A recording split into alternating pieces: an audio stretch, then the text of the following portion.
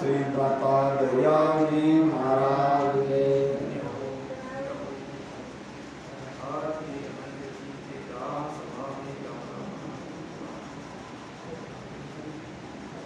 नाद पर्चे का अंग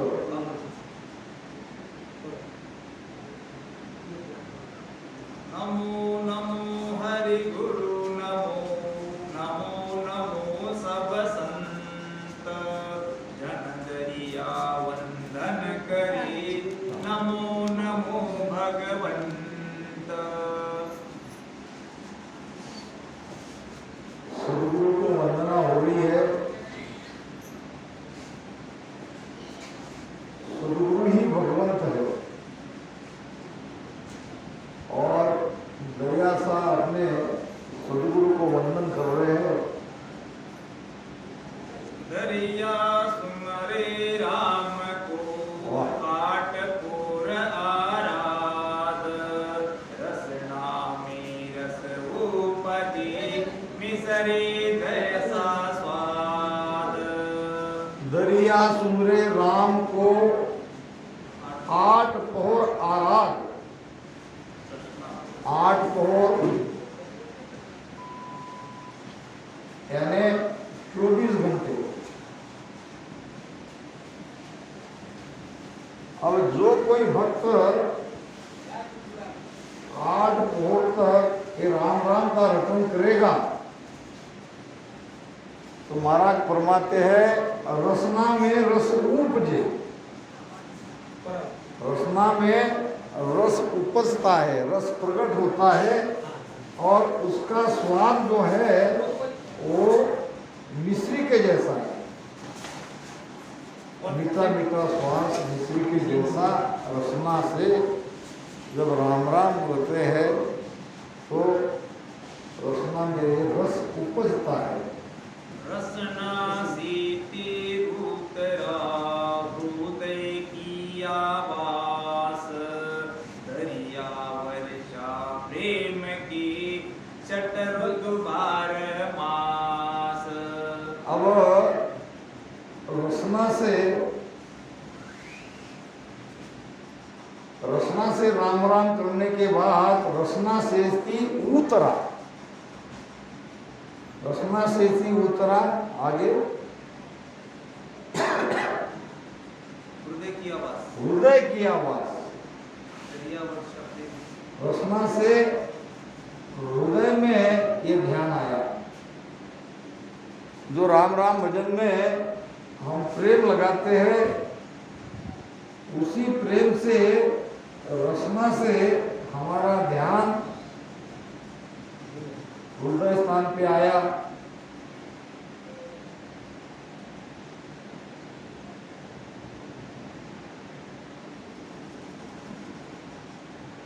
ये है हृदय स्थान और आगे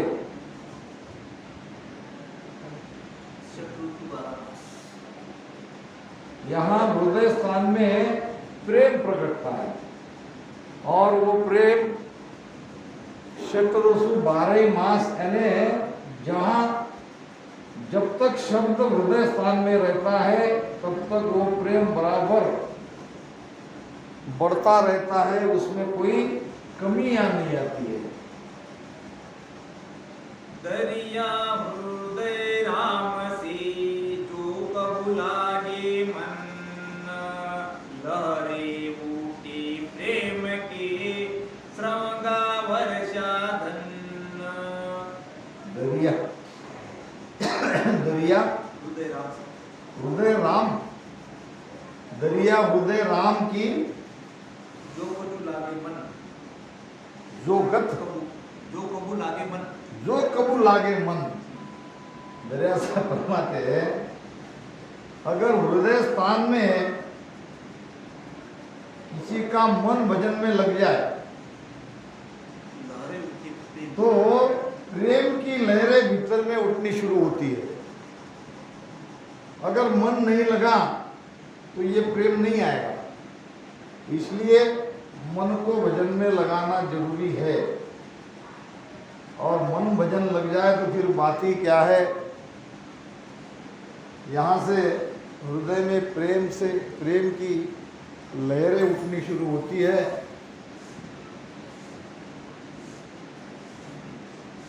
जन दरिया हृदय बिचे हुआ ज्ञान प्रकाश, हो जा भरा जा प्रेम का ताले तहिलोला दास।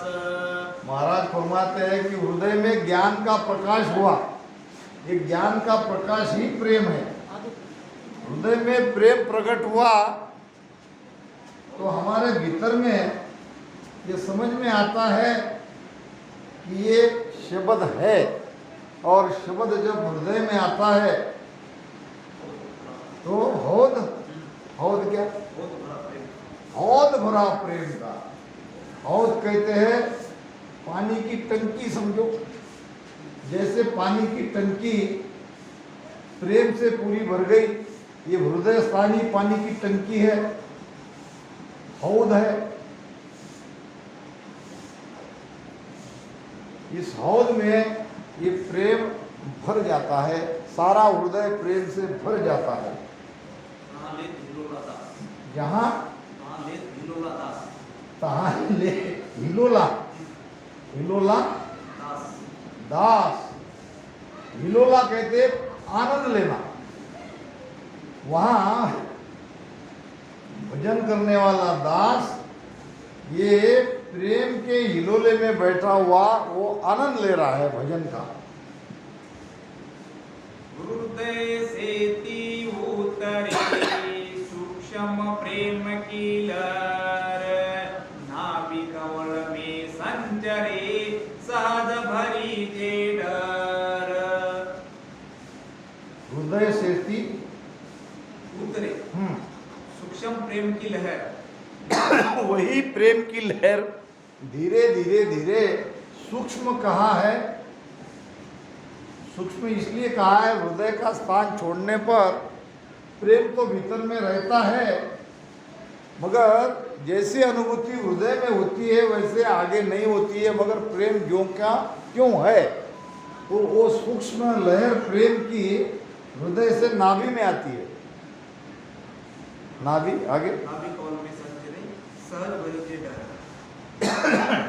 डहर कहते हैं पानी का तालाब या पानी का कोई भी बड़ा गड्ढा।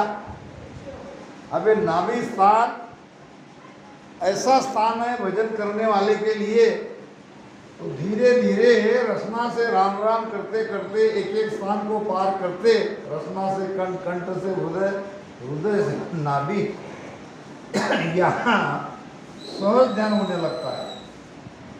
सहज किसको कहते हैं? सहज का मतलब है हमारी श्वासा जो हम ले रहे हैं ये सहज आती है, सहज आती है, सहज जाती है। इसी सहज आती जाती साथ में ये नाभि का जो डहर है ये पूरा भर जाता है भजन से।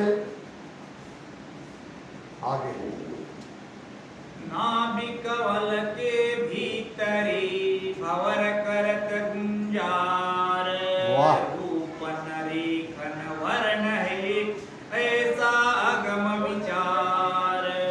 नाभि कमल के भीतर, नाभि कमल के भीतरे यानी नाभि के भीतर, नाभि के पास ये भौरा गुंजार करता है। ये भौरा है शब्द, शब्द रूपी भौरा नाभि में गुंजार करता है, भड़कता है। आगे रूप नरेखन वर्ण है। अब ये शब्द का न कोई रूप है, न वर्ण है, न रंग है, मगर उसकी अनुभूति जरूर हो रही है, समझ में जरूर आ रहा है कि भीतर में हलचल है। ये शब्द रूपी भौरा नाभि में चारों तरफ घूम रहा है। नाभि परिचय उपजे मिट जाए सभी विवाद, निर्णय छूटे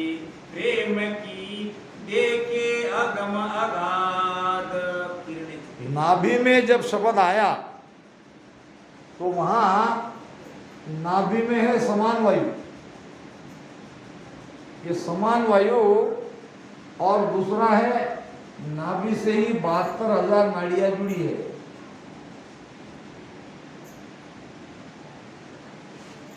तो नाभि में जब सांसों में भजन करते हैं तो समान वायु के द्वारा ये 72,000 नाड़ियों में शब्द फैलता है, शब्द नाड़ी में फैलने लगता है, नाड़ी के द्वारा सारे शरीर में फैलता है। इसको कहते हैं ररंकार। जो रोम रोम में, नाड़ी नाड़ी में, सारे शरीर में हमें अनुभव में आता है, वो है ररंकार। इसीलिए दरिया साहब ने कहा है, नाभि परचे उपजे मिट जाए सभी विवाद। कौन सी विवाद मिटेंगे? हमारे जो भ्रम था अब तक ये शब्द है कि नहीं है, उसको शब्द कहे कि नहीं कहे, थोड़ा बहुत तो हो रहा है, बात पक्की नहीं हो रही है। कंठ हृदय नाभि, जब नाभि में हमारी शब्द की यात्रा होती है, ध्यान जब नाभि में आता है तो यहाँ सारे विवाद मिट जाते हैं। क्योंकि नाभि वो स्थान है जहाँ से सारे शरीर में ये शब्द की ध्वनि सुनाई देती है। किरने छूटे प्रेम की कोई देखे कोई देखे अगम अपार, कोई देखे अगम अपार। यहाँ से प्रेम की किरणें छूटती है, प्रेम की किरणें। यानी भजन तो नाभि में हो रहा है, मगर सारे शरीर में, यहाँ तक कि हमारे मस्तक में भी ये प्रेम की अनुभूति होती है, आनंद आने लगता है। क्योंकि नाभि से नाड़ियों के द्वारा समान वायु के आधार से सारे शरीर में यह आनंद आने लगता है। उसी को महाराज ने प्रेम कहा है, प्रेम की लहरें कहा है। नाभि कवल से उतरा मेरुदंड तल आय, खिड़की खोली नाद की मिला ब्रह्म से दाय। नाभि कमल से उतरा मेरुदंड तल, मेरुदंड तल, तल यानी नीचे का भाग। मेरुदंड क्या है, अब ये समझो थोड़ा।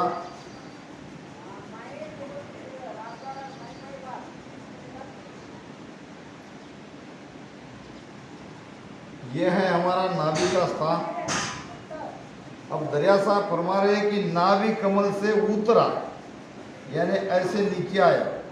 कहाँ आया? मेरुदंड तल आए। मेरुदंड है ये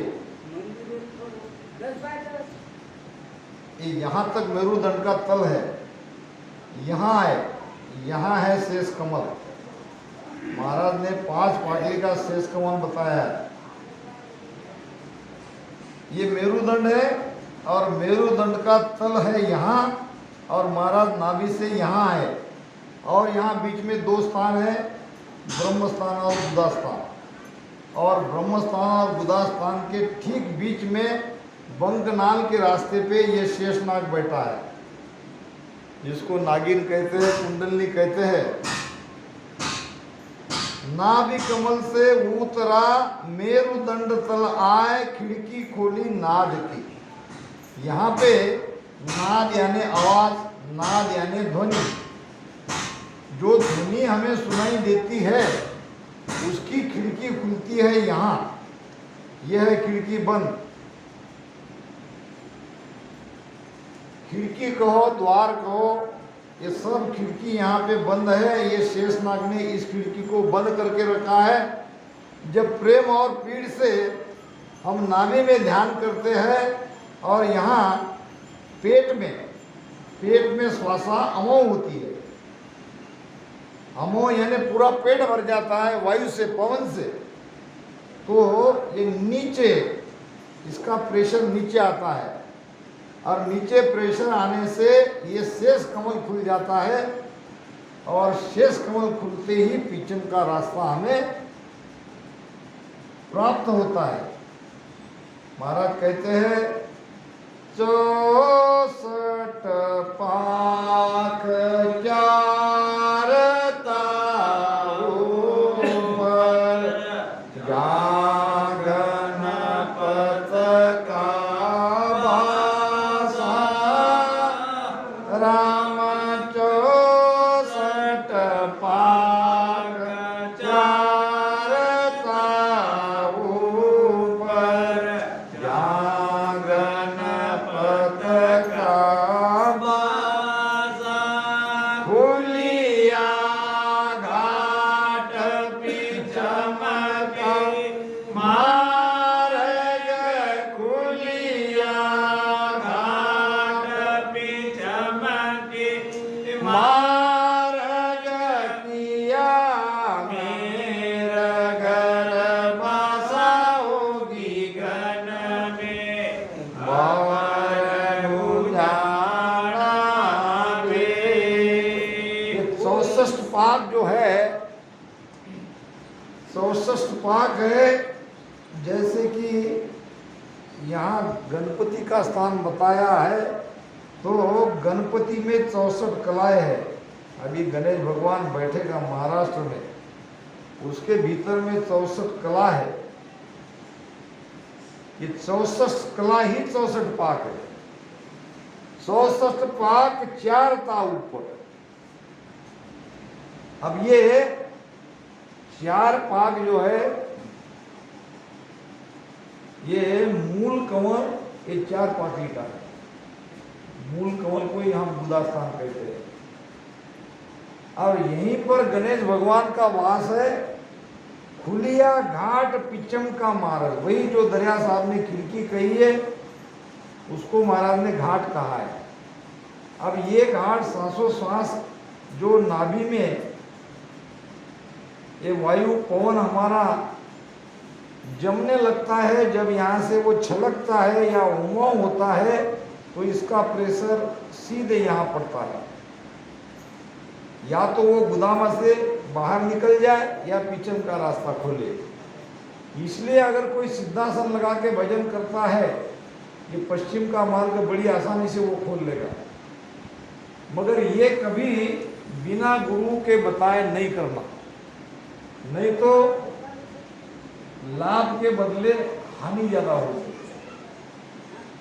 जो सिद्धासन जानता है, जिसने सिद्धासन से ये कमलों को खोला है, उन्हीं को सामने बैठ के उनके बताए रास्ते से अगर सिद्धासन से भजन करोगे तो आपकी जो यहाँ नाभि में जो पवन जमा होती है वो गुदा से वापस नहीं जाएगी। नहीं तो अपान वायु गुदा से बाहर फेंक देगा इस पवन को। इसीलिए सिद्धासन लगा के भजन करने से बड़ा लाभ है। और ये महाराज की वाणी का प्रमाण है। ध्यान समाज देखना पड़ेगा। महाराज कहते हैं ध्यान समाज में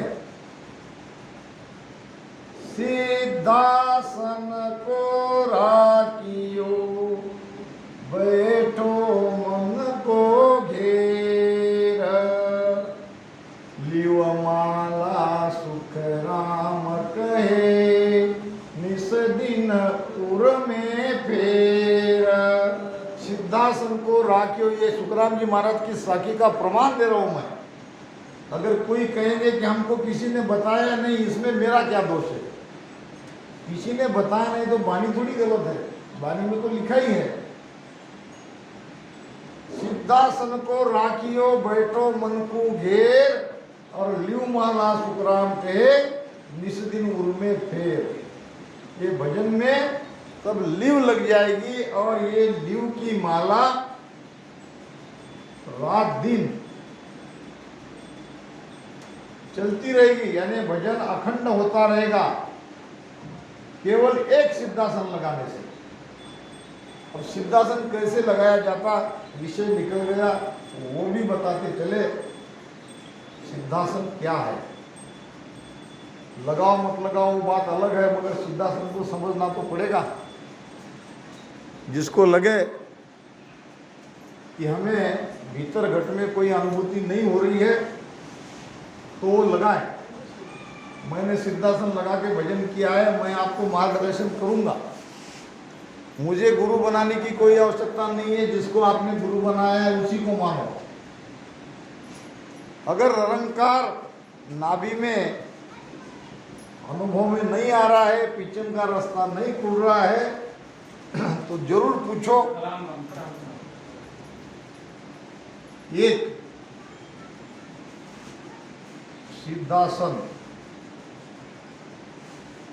संयोग से हमारे क्या नाम पंडित जी हमारे, आज बहुत अच्छी बात है, परिचय करा दूँ। हमारे दो रामसनी भाई यहाँ आए हैं, पिंजर जनुना के।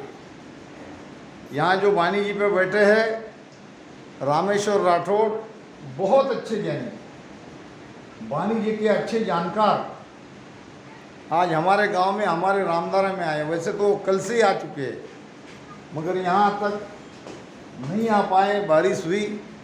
और हमारे दूसरे हैं पंडित राठौड़, तो पंडित राठौड़ ने सुबह सिद्धासन लगा के भजन किया था, और उसको मैंने 8 दिन का ये दिया है।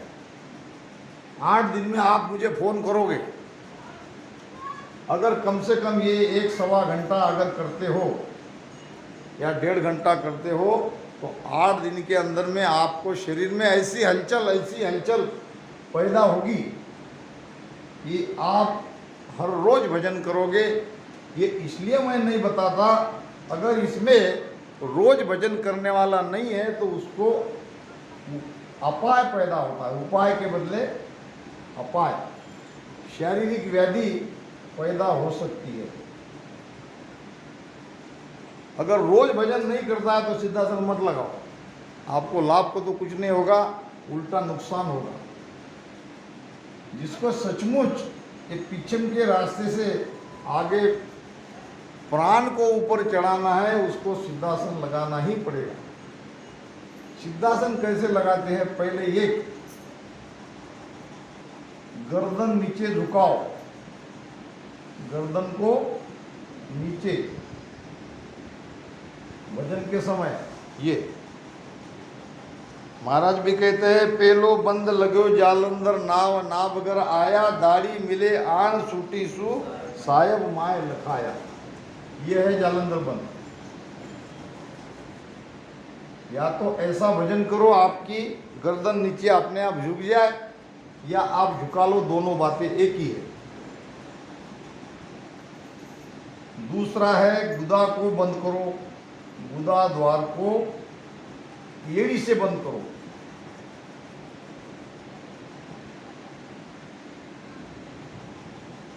अब क्या होगा ये 2 बंद से, इसको कहते हैं मूल बंद, और ये जालंधर बंद। इससे क्या होता है ये देख लो। ये हमारा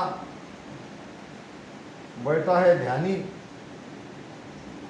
अब ये है उसकी नाक, ये नाक से वायु ले रहा है, वो अंदर पवन भीतर जा रही है, श्वास नीचे जा रही है,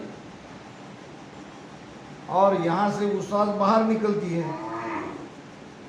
नाभि तक जो लेगा उसको ही इसका ज़्यादा लाभ मिलेगा। अगर श्वास छाती तक आ रही है तो उसको ये बंद कोई उपयोगी नहीं है। इसीलिए जितनी श्वास नीचे अंदर जाती है उतनी अंदर जाने दो।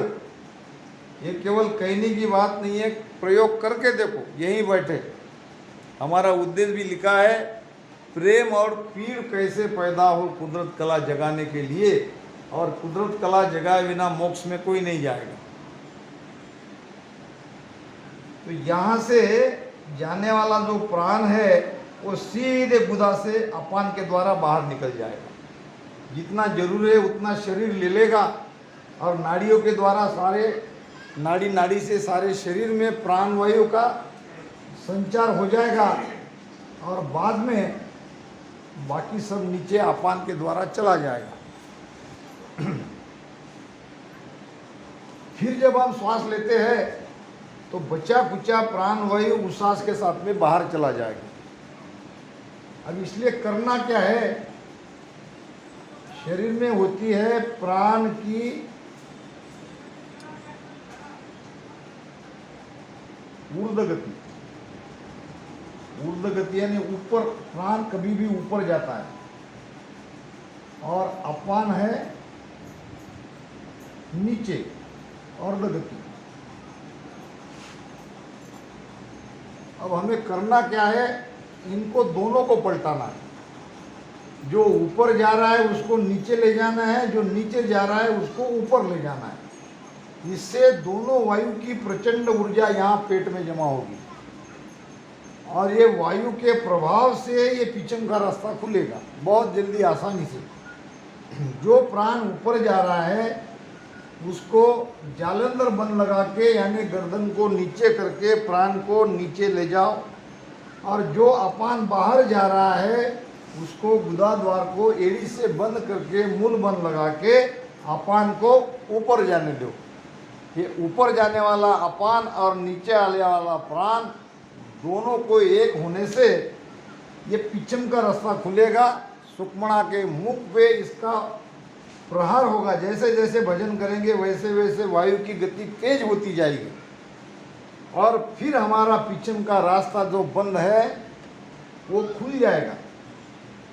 महाराज ने भी वाणी में प्रमाण दिया है, दोयने जागुरु लाविया हो पीड़ी एक बनाए। दोयने जागुरु लाविया हो पीड़ी एक बनाए। दोय नर लागा खेचना हो यूं गुरु काढ़ो आए नहीं तर डूबाता। अब दोय नेजा, दोय नेजा यानी जाड़ी वाली रस्सी, इसको कहते हैं नेजा। अब दो रस्सी को एक करो, बड़ी बड़ी जाड़ी वाली रस्सी दोनों को एक मिलाए तो वो टूटेगी क्या? नहीं टूटेगी। ये एक रस्सी यानी इसको दूसरी एक रस्सी, दोनों को मिला दिया तो उसको कितना भी खींचो, कितना भी वेट, कितना भी वजन वो रस्सी से निकालो, वो रस्सी टूटेगी नहीं। एक टूट सकती है, एक को एक अगर मिलाते हैं तो वो दो रस्सी कभी नहीं टूटेगी। ये दो रस्सी है प्राण अपान। प्राण और अपान को मिलाओ। यही भगवान कृष्ण ने गीता के 6वें अध्याय में कहा है, और यही संत ज्ञानेश्वर ने ज्ञानेश्वरी में 6वें अध्याय में कहा है। फिर वो केवल पद के क्यों नहीं गए? उनका मोक्ष क्यों नहीं हुआ? वो इसलिए नहीं गए कि वो योगी थे। ज्ञानेश्वर महाराज के गुरु थे उनके भाई, और वो गोरक्षनाथ जी के योग के वो परंपरा में आते थे। और योगी लोग इस सुक्मणा को जगा के आज्ञा चक्र तक, ये आज्ञा चक्र यहाँ है, आज्ञा चक्र तक उनका ध्यान आता है। ये हमारा 6वां चक्र है, और ये आज्ञा चक्र में ही समाधि लग जाती है। आज्ञा चक्र में ही तीसरा नेत्र खुलता है। यहीं से दिव्य अनुभूति शुरू होती है, और ये दिव्य अनुभूति में, समाधि स्थिति में ज्ञानेश्वर जी महाराज चले गए, धाम पधार गए। आगे का ज्ञान हमें नहीं मिला। तो निवृत्तिनाथ जी उनके गुरु जो थे वो परम योगी थे और योग परंपरा से आते थे। हमारे वाणी में भी पहले नहीं समझ में आ रहा था, आज समझ में आ गया। महाराज ने प्रेम और योग का सुरेख मिलन किया है। योगी अगर प्रेम नहीं है तो ज्यादा से ज्यादा यहाँ आज्ञा चक्र तक जाएगा, और केवल हम प्रेम ही प्रेम करते रहेंगे तो प्रेम का घर है हृदय, शब्द जगेगा, मगर प्राण को पीछन के रास्ते से 10वें द्वार तक ले जाने के लिए योग करना ही पड़ेगा। क्यों करना पड़ेगा? ये महाराज कह रहे हैं, वेद गुरु इन देह का, इंद्रिया का गुरु भोग, मन का गुरु तो ज्ञान है, प्राणों का गुरु योग। सबके गुरु बताए महाराज ने। वैद्य क्या है? रोग का गुरु। नाड़ी को जांचता है और कहता है कि तुमको ये रोग होएगा और ये रोग पर ये दवाई खानी पड़ेगी, इतने दिन खानी पड़ेगी, क्योंकि वो रोग का गुरु है। अब वैद्य कहो डॉक्टर कहो, बात एक ही है। अब इंद्रिया का गुरु है भोग। हमारी इंद्रिया हमसे भोग मांगती है अपना। आंखें कहती है कि मुझे देखना है, आँख का भोग है देखना। कान कहता है मुझे सुनना है, कान का भोग है सुनना। रसना कहती है कि मुझे कुछ न कुछ खाने के लिए चाहिए स्वादिष्ट।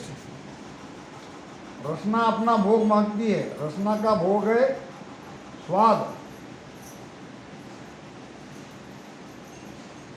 वो है रस सुख।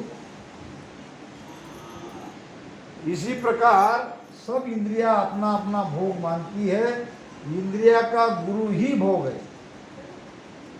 अब मन का गुरु है ज्ञान। ये जो ज्ञान यहाँ पे चौमासा में हो रहा है, ये सुनने वाला तो मन ही है ना। आपका मन भी यहाँ है तो आपका शरीर भी यहाँ है, तो आप ध्यान से इस ज्ञान को सुन रहे हैं, यानी आपकी सूरत भी यही है। सूरत भी आपकी यही है। तो मन का गुरु है ज्ञान। जैसे मन का गुरु ज्ञान है, वैसे आप प्राणों का गुरु है ये योग। तो सुखराम जी महाराज कह रहे हैं अपनी वाणी में, सुखराम जी महाराज कह रहे हैं कि आपको 9 द्वार से आपका प्राण बाहर 10वें द्वार में ले जाना है तो आपको योग करना पड़ेगा। पहले आई बात प्रेम की। प्रेम इसलिए कि नेयंचर जागृति के लिए। नेयंचर प्रेम से ही जगता है। जाग्यो नाव प्रेम सुभाई, प्रेम बिना नहीं और उपाई। अब प्रेम से नांचर जग गया, आगे क्या करोगे? कैसे प्राण को पिचम के रास्ते से ऊपर चढ़ाओगे? सत्सबद ने सारे कमलों को तो खोल दिया, रीढ़ की हड्डी की 21 गांठी को भी शब्द ने तो खोल दिया। शब्द के साथ सुरती भी गई और मन भी गया। अब रह गया प्राण। प्राण के लिए अगर सिद्धासन लगा के आप भजन करोगे तो बहुत जल्दी प्राण भी ये शब्द सुरती और मन के साथ पीछे के रास्ते से